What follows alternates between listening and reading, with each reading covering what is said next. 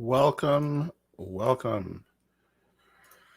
Happy to be here with you and happy to answer questions. I think today I want to talk a little bit about resumes, and I'll talk about the way that I screen. So that's why I recommended for folks that are joining for the first time, I recommended that folks bring a resume with you. So bring a resume, bring your favorite colored pencil, marker, crayon, whatever you use.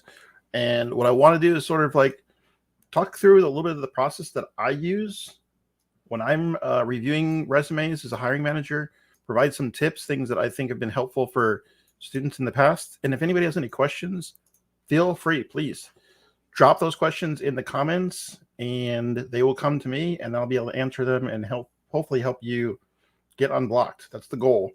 So we do this every Tuesday at 12 o'clock noon. Spend a little bit of time answering questions and talking about a topic that I think will be helpful to those that are on the job search, that are looking for an opportunity, looking to kind of navigate entering into tech or sort of creating a new pathway for a tech career. So that said, first and foremost, when you're looking at your resume, the main thing that I look for right away is you want to stand out by being just what's expected. So what I typically do when I'm looking at a resume is I'm looking for things that can very quickly allow me to separate a good or strong resume from a weaker potential candidate. And so you just want to kind of fit the initial mold of, hey, everything in here looks fine. Because as soon as you sort of first impressions are hard to change, as soon as you're on the other side where it's like something stands out, something is a little off, then it's all downhill from there. Because you don't have the ability to kind of talk the person through. They're consuming what you've provided them, which is in black and white text. And so there's not a lot of wiggle room if it doesn't look as expected. So you want it to basically just blend in, right? You want it to be like, all right, first pass, just got everything that I need to make a decision about whether or not I should bring this person on and have a conversation about moving to the next step, which might be an on-site interview or technical screening, that kind of thing.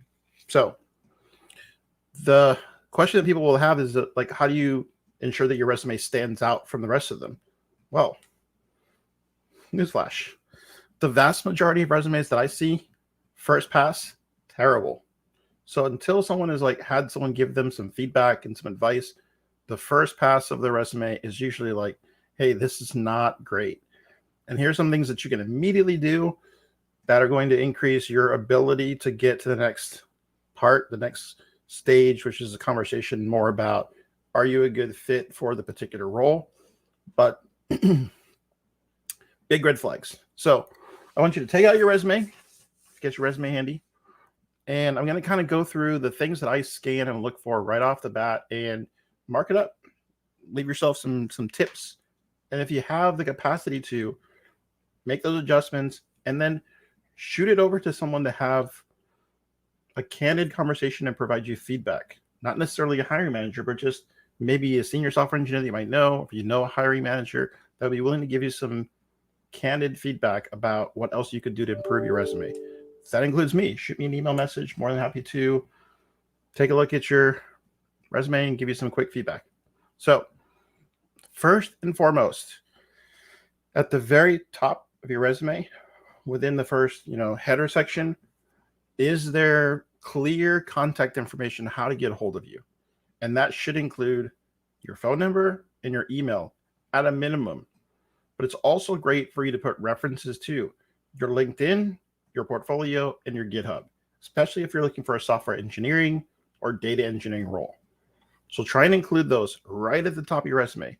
Don't bury them. Don't put them in the footer, up at the top, because from like a user experience standpoint, that's where I'd expect them to be. So if you're doing something where you have a fancy layout and you're putting things like in a big, thick margin towards the bottom, you're trying to create white space and colors and all those kinds of things, not a good idea. Put it at the top. And I don't need in big letters your name. I need your contact info, right? So that should be up towards the top so that it's very easy for people to figure out. And if it's not there, already my spidey senses, you're giving me sort of like red flags that this isn't going to be the typical information, and it's going to kind of slow me down. And I'm going to have to spend more time trying to figure out and decipher this resume. And that's not good. That doesn't work in your favor. In your favor is, hey, this is going to be quick.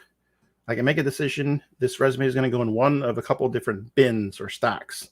And I want to be able to, as quickly as possible, get some information and move on. So the next thing I think a lot of people put on their resumes that I see that's pretty common is the goal, which is okay. So if you have a goal statement, then what I would suggest would be that you should keep it very short, like 1 or 2 short sentences.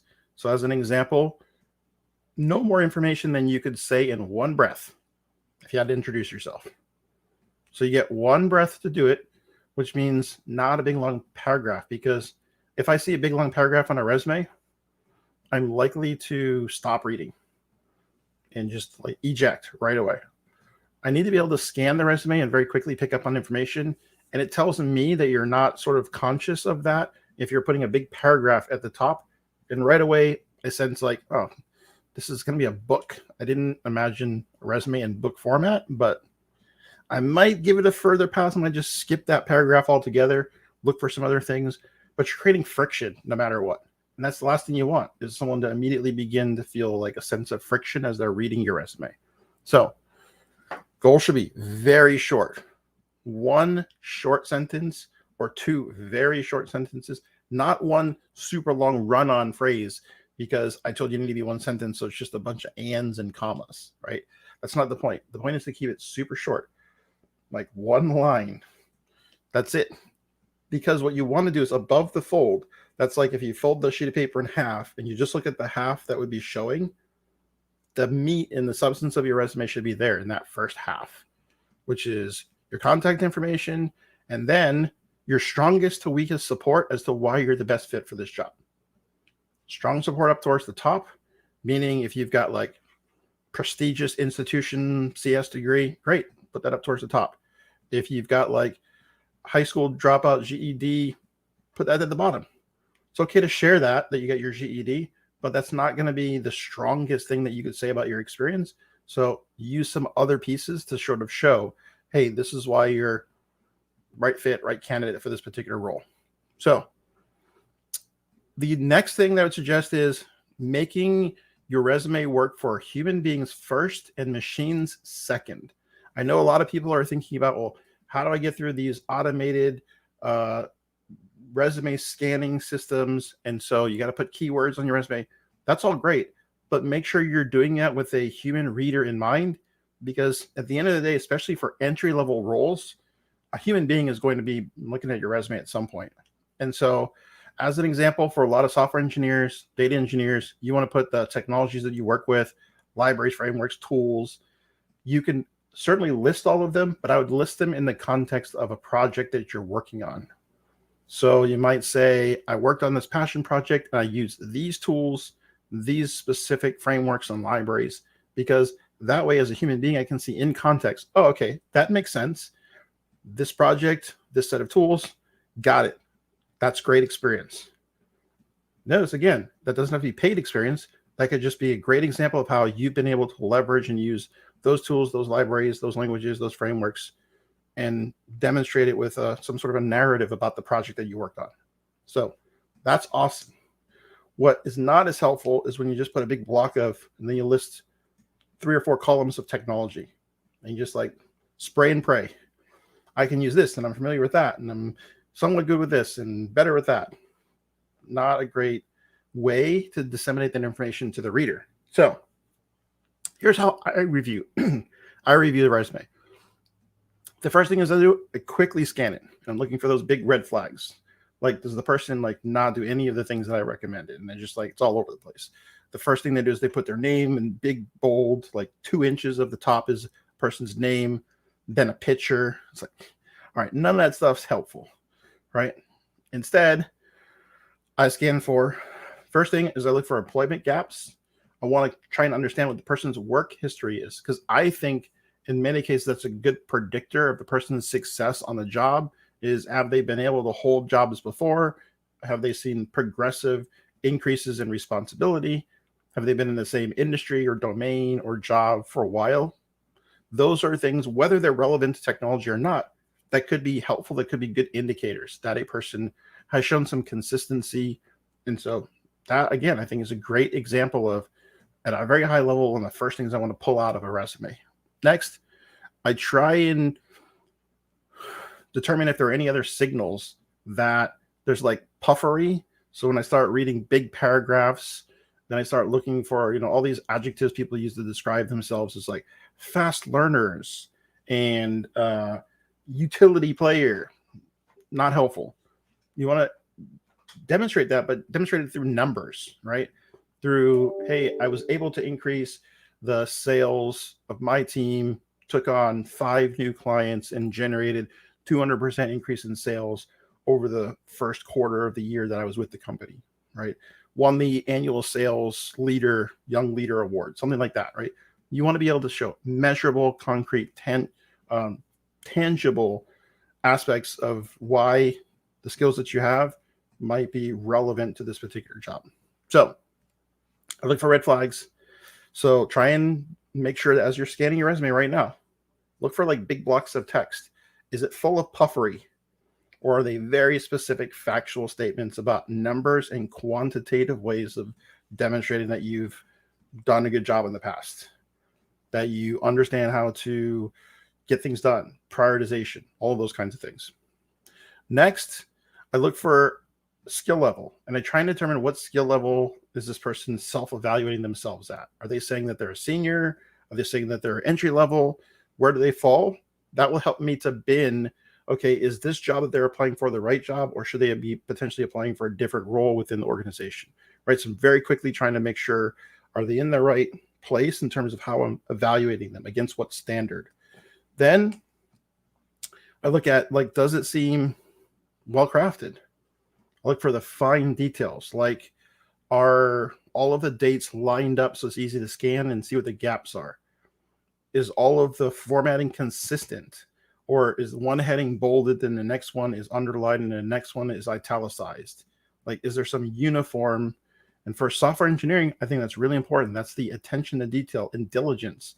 That if it doesn't shine on a resume where you have tons of time to have someone review it and make sure it looks nice, then how are you going to perform on the job? When I ask a question like, what's more important, speed or quality? Almost everybody says quality. That's not the most important part. It's what they say after that. And regardless, if you give me a resume and the resume has defects on it, I'm going to say, well, that quality thing is out the window. Maybe you care more about speed. So make sure, I'm not the greatest speller, so I have to put things through spell check. I have to have a second set of eyes on it. Make sure you've gone through that due diligence. And then finally, can I get to the most important piece of information to complete the story and understand, like, why this person might have all of the skills necessary to meet this role? So I start looking for links to projects, to your GitHub, to your LinkedIn, any of those other places where I can click and then very quickly get some additional information. I'm not necessarily looking for a phone call or an email at this point. I'm looking for what more can I scan very quickly so that I can make a decision about whether or not it's worth time to then have a conversation and set up an initial either phone screening or interview with the person. That's how I go about reviewing applications. Other hiring managers, recruiters might do something differently. So it's going to vary from company to company, from individual to individual. But I think it's good to have that like in mind as you're thinking about what is important to keep in your resume, what's important to get rid of on your resume. When people talk about 1 page versus 3 page versus 2 page, as long as it's not excessive and as long as what you're providing supports the job that you're applying for, I think it's fine if you have a 2-page resume, right? If you have just enough experience and enough projects for you to have a tight, well-crafted 1-page resume, then have a 1-page resume, right? I don't think there's a exact answer to that question other than when it becomes excessive and unreasonable. Like, I don't need 10 years. Well, I don't need more than 10 years of job history if it's not relevant to the position, right? And I've seen resumes that were like 30, 40 pages. For reals, with links to all kinds of different awards and things. And it was just like really excessive. So that's not the red flag that you want to trigger with someone that like, hey, I don't really need 5 pages. It's great that you've got these, additional things, but like, can we make it relevant to the role we're trying to address? All right, I'm going to pause there because hopefully that's been helpful information. And I'm going to open it up for any questions that folks have. I haven't seen any questions come through, and I'm going to open up the comments panel. I'm hoping that we're actually live. I didn't check. Let me do that. If there's anybody out there and they see me fumbling around, just want to confirm we are in fact live. And if you have a question, best way to get it to me is to drop it into the comments, whether you're on YouTube or you're on LinkedIn, Twitch, Twitter. I believe you can drop comments. Not sure how that works, but I do see that we are live. That's good. So I'd love to take some questions from folks. If there are no questions, that's fine. We'll wrap up a little bit early. The one thing that I think is super helpful is if you're graduating from Immersive Coding Bootcamp, you just went through, took some time to skill up to get to the point where you're ready to go, then having your resume in great shape before you start the reach outs is super important. So I'd say avoid doing a bunch of, hey, want to apply for these jobs until you actually get it tightened up, which should only take you a couple days. But do that step first. That's the very first thing you're going to do, because the first thing HR folks are going to ask for, hiring managers are going to ask for, is your resume. And then you're going to be in a little bit of yak shaving because you're going to be like, well, I'm also working on portfolio and I'm also working on GitHub. Great. Tighten all of those things up. If you're in a real rush and you don't have your portfolio put together yet, then tighten up your GitHub and your LinkedIn. You should at least have your LinkedIn profile filled out and a complete picture. It should match what's on your resume, so they shouldn't be two completely different things, right? You're going to list things on LinkedIn, should be on your resume. So that there's not a question about, well, wait a minute, like you got extra employers on one or the other, right? So, and then once you've got those pieces of collateral, then you can start doing the reach outs. So if you've just graduated from bootcamp, you got to put those 4 pieces of collateral together first: resume, GitHub, LinkedIn, portfolio. If you don't quite have your portfolio, that's fine. You can start, and then you'll just update your resume once you actually have the link for it. Go back in there, put it on your resume. Make sure you get some projects that are listed on there. After that, then the job search, you're going to treat it like a job, which means use a spreadsheet to track how much activity that you're doing. Make sure that you're listing every time you apply for a job who you actually reached out to inside the organization, because you want to be networking and making sure that you are not just tossing your resume across the fence and hoping that someone's going to take it and go through the process that I just shared with you and then say, oh, I should call this person and set up a phone screening. Don't risk that your resume will just sit somewhere. Instead, find internal champions that can advocate for you on the inside. That is going to mean a slower and more deliberate process where you're only applying for like 10 jobs a week. That's plenty. 10 a week. And then you're using your spreadsheet to know who you should be following up with. You're following up every time you submit a resume, you talk to one of your folks you're networking with, you're going to follow up so that by the time you talk to them 2 or 3 times, you are standing way above everybody else. Because 90% of even the folks in your cohort, you just graduated from bootcamp, 90% of the rest of them, they're just going to click the one-click apply on Indeed. They're just going to like shotgun approach. Just going to spray and spray. And the chances of that being successful, very low. So what I used to see is that in the first, let's say, week up to graduating from the bootcamp, the career services people would start ramping up. They start saying, you're going to start working on your collateral, start working on your resumes, show me your GitHubs, right? Because the career services people knew what was going to happen on the last day of the cohort, which is everybody's going to bug out, take off, and decompress because of how difficult and how much work effort and how much they had to try just to get through the curriculum, right? Worst thing they could possibly do, which is like they take their foot off the gas and they need like a week to just decompress. And then they're going to start working on their resume and all that kind of stuff. Nope. The last day of class, very next day should be first day on your job, looking for a job, which is like, reaching out on that very first day and networking with people, looking for local meetups, looking for virtual meetups, ways that you can engage with the potential employers and engineers in your community, in the organizations that you're looking to get into. So from the very beginning, about 10% of students will do that with very little coaching, very little support. They'll just do that. Those folks are the first ones to get jobs 100% of the time. So if you just graduated from boot camp and you want to get a job, do with that top 10%. They take it very seriously and they work on it from the very beginning. The students that immediately take their foot off the gas and like, I've got to follow up with after a coding boot camp and say, hey, how come you're not in the classroom? Like, we're doing coding exercises every day. We're working on job search. Like, everybody's in here, head down, working on it. Those are the ones that always take the longest. And they struggle. They have a couple weeks where they sort of drop off the radar, and then they pop up when it starts getting more and more painful. And they're out of work and they can't figure out what's going wrong. And then they start saying that this doesn't work. No one gets jobs.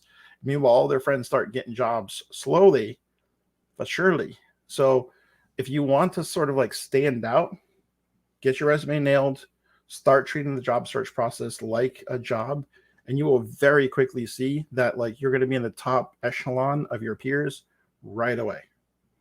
If you are not doing that, it's going to take you a really long time to find a job. I'm telling you straight up. Seen it happen many a time. It's going to take a really long time, and the longer it takes you to get a job, the harder the narrative is when you start talking to employers about, well, you know, I graduated, but then you use some list of excuses as to why you didn't land a job right away. And the reality is they're all going to be excuses, because it's entirely possible for you to get a job right away if you just focus on the things that I've suggested, because I guarantee you there's no one that I know that goes through this process that struggles if they do this process. If they polish their resume, if they treat it like a job, if they track and then share that with folks when you're struggling. You're saying, hey, look, it's 3 weeks in. I'm not getting any phone screening. Like, what's going on? And then we dive in and we figure it out. And it's like, oh, the reach out messages that you're doing, they're not good. Let's change it up a little bit. Let's try this instead of that, right? And you start making adjustments. But you can make those adjustments in a real time. You'll see a dramatic difference between the number of responses that you get. And LinkedIn, I'm telling you, LinkedIn is one of the best tools, because it gives you the capacity to reach just about anybody, right? You can send a connection request to just about anybody. I mean, it's a perfect networking tool. You can send emails to just about anybody. So there's never been a time, I would think, in modern mankind, that you could have such readily accessible access, in theory, to lots of individuals. Like, I'm connected with lots of individuals that there's no way in, previous, 10 years ago, there'd be a mechanism for me to be able to connect with so many business leaders, athletes, just like a variety of people across a variety of different industries. And there's just not the ability to do that unless you have something like a social media where you can tell your story and it can connect and resonate with somebody that's deeply connected to you, or connected through like 3 or 4 other people. But it's entirely possible for that connection to happen in ways where it just wasn't possible before. So if you're early career software engineer, you just finished your boot camp, what you should be doing is networking, attending virtual events. If you attend virtual events, look in the participants, look them up on LinkedIn, see if there's any participants in there that are potential employers, that are hiring managers. Sometimes they're lurking in some of those meetups because they want to connect and reach out to folks. Use the features, like the feature that shows that you're available for work. Employers are looking at that. A lot of employers are struggling to meet the demands. I can tell now more than ever before, there's a ton of opportunity for folks. Ton of opportunity. So if you're struggling and the search is taking a while, then you really need to like reassess, what am I currently doing that I should be shifting and doing slightly differently to get better results. All right, hopefully that's been helpful. Any questions, comments, concerns? If none, we're going to end early. We'll end a little early, let you get back to resume review and writing. If anybody wants me to take a look at their resume, feel free, shoot me an email. preferably a PDF. That way I'll know exactly what it's going to look like when you send it off to whoever it is that you're going to send it to. Again, mike@cccareers.org. All right. Unless there's any last minute questions, we're going to end it here. And I'll see you next week on Tuesday.